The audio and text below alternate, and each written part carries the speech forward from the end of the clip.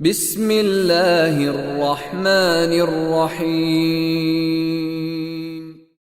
وأتموا الحج والعمرة لله فإن أحصرتم فما استيسر من الهدي ولا تحلقوا رؤوسكم حتى يبلغ الهدي محله فمن كان منكم مريضا أو به أذى من رأسه ففدية من صيام أو صدقة أو نسك فإذا أمنتم فمن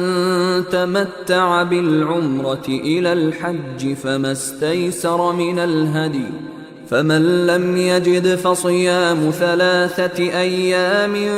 في الحج و7 إذا رجعتم تلك 10 كاملة ذلك لمن لم يكن أهله حاضر المسجد الحرام واتقوا الله واعلموا